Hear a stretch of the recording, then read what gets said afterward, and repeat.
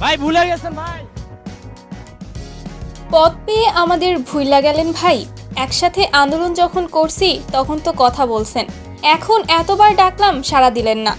গতকাল মিরপুর শেরেবাংলা স্টেডিয়ামে ক্রীড়া উপদেষ্টা এবং সমন্বয়ক আসিফ মাহমুদকে ছাত্রদের তোপের মুখে পড়তে হয়।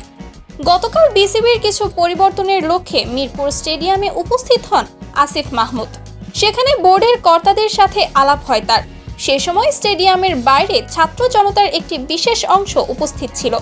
তারা ধারণা করেছিল কাজ শেষ করে আসিফ মাহমুদ যাওয়ার সময় হয়তো ছাত্রদের দাবির কথাগুলো শুনবেন।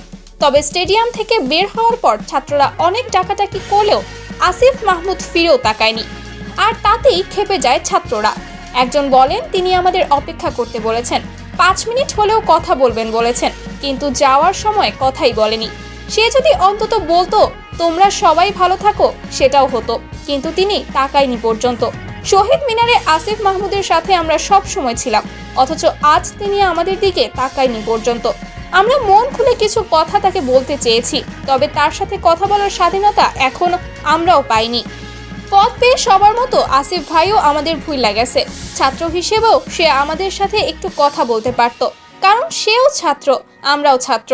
তবে ঠিক কোন কারণে আসিফ মাহমুদ কথা বলেনি সেটা জানা যায়নি। হতে পারে ব্যস্ততার কারণে কথা বলতে পারেননি তিনি।